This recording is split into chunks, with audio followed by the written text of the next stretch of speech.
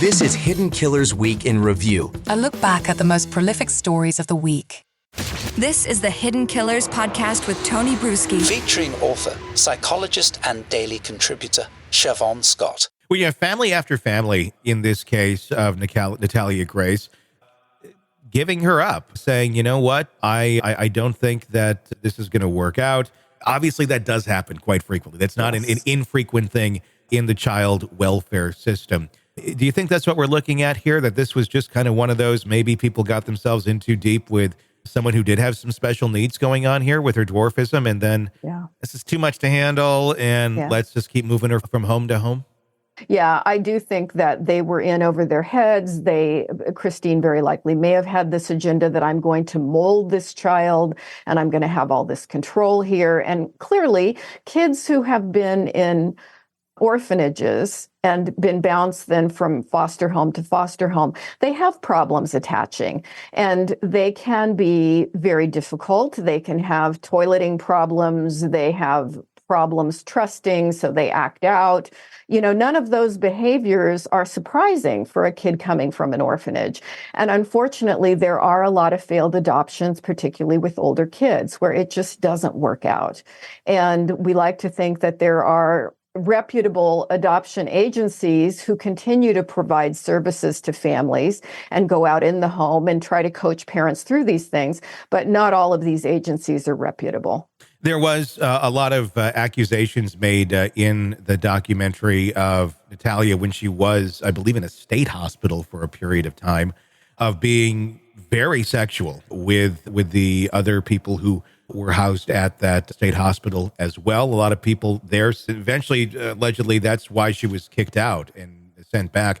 Number one, do they kick people out for that sort of a thing like that if you're in the custody of the state hospital? And then number two, is it surprising at all that someone like this, let's assume that she is the younger age, to be exhibiting those sort of characteristics? I mean, one would guess there's probably been some sort of sexual abuse at some point in time.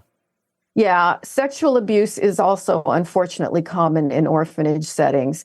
And the other thing that occurred to me is kids also who were exposed to pornography at really young ages also act out sexually in that way. And so that was the first thing I thought, that she has been abused or exposed to pornography. And that was another interesting point that Michael made in the very early documentary about his divorce, stating, oh, well, I did develop a pornography addiction. So who knows what Natalia has been exposed to or seen. And it's not at all uncommon for kids in orphanages to have those kind of behaviors. What's your take on the family that she was with for quite some time? Because this I found to be, and here comes a spoiler alert, everyone.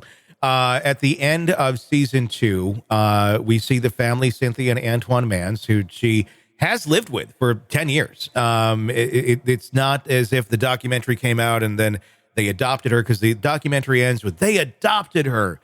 That's hardly the beginning of her story with them. That's more so like a footnote because it officially took place that many years into their relationship. But the show does end with her being adopted, and then suddenly it's a shot of Natalia alone on the porch and a phone call with Antoine and Cynthia on the line to the documentary makers saying, we're done with her. Natalia is only about Natalia and herself, basically alluding to her kind of being this monster that everyone was wondering if she was. You kind of got to the thought process of thinking she wasn't, and then that's how this thing comes to a close. What's your take on that? You know, I guess this is going to be the next season, right? What went wrong? What happened? It was a bit of a concern. There were allegations that those folks originally took her in because they were then able to tap into her Social Security money and her food stamps. And they are clearly functioning as foster parents, I think, as a profession. Yeah. And that's always a bit of a concern because you do worry about financial incentive for people who are doing that. They also clearly very religious, which may have in many ways been a good thing, but I don't know that always equipped them to know how to handle somebody who has some special needs and some behavioral problems. So it was heartwarming to see the times that it looked like she had a loving family and that they cared about her and she had been able to attach to them. But again, selective footage, we don't know the whole story. And it would be wonderful to, I think be an independent researcher and come in and look at all the medical records of this case from the very beginning, talk with everyone who had contact with her, and without a bias to create a narrative, just try to figure out what's reality here, because you just don't know who's reliable and who's not. You don't. And the last that we could find on any of this was what we believe to be Natalia Rose has a GoFundMe, or not Natalia Rose, Natalia Grace. I'm sorry, I'm getting so mixed up with Gypsy Rose. Too many of these cases that are similar at this moment in time. With Natalia Grace creating a GoFundMe page, talking about, hey, I want to get a house. I need a procedure done. That's going to be $500,000 because my insurance doesn't cover it. I don't know what the total is out of this time. Last I checked it last week, it was around $20,000. It may be higher today. Going and creating the GoFundMe. She also says on the GoFundMe, to answer what the latest is I wish I could say more, but I have an agreement to send. I'm paraphrasing essentially with the documentary company that I can't say anything, but I'm happy. I'm okay. I'm safe. Don't worry about me.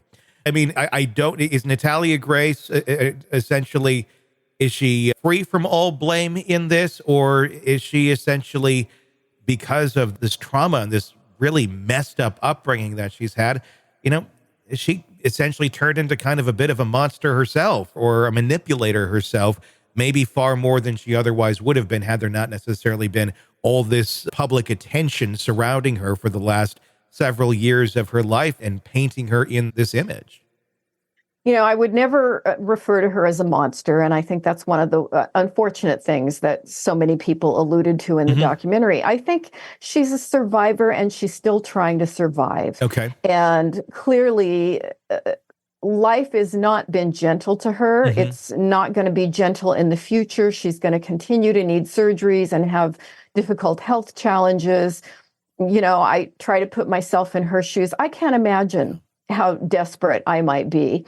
And so if I were going to donate to a GoFundMe, I think I would consider this one. I don't know what she's making from the documentary, but, she ideally should be able to live in a safe, stable situation. And she's old enough now to go out on her own, but she would probably need some continued therapy. And, certainly people have PTSD from surgeries, and particularly when kids have repetitive surgeries, that leaves scars, physical and emotional. And so I think she's probably someone that, as I say, my heart goes out to her. And if I were going to donate to somebody's GoFundMe, I probably would choose hers. Sure. Someone who's gone through so much trauma in their life. I mean, it's not unheard of by any means. In fact, it'd be very shocking if they weren't making rather odd decisions and maybe making bizarre statements, because their compass is very off. And until they get the help that they need in a private setting, not necessarily in a spotlight setting of Netflix documentaries and such, or HBO documentaries and such, that's difficult to happen, isn't it? Very difficult, very difficult. And, for people on Medicare or various government resources, there's so much that's not covered, And I would assume her medical expenses. And, if she lives in a apartment or a dwelling of some kind on her own, she's going to need all kinds of accommodations and help. And I would assume people to help deliver groceries in the future. It's just, she's going to have a hard life. Want to listen ad-free? Want advance access to all of our interviews before anyone else? Become a True Crime Today Premium Plus subscriber on Apple Podcasts. You get every episode commercial-free, so you can binge on true crime until you can binge no more. Search True Crime Today Premium Plus on Apple Podcasts now, or go to our podcast page and sign up now. More of the Hidden Killers podcast next.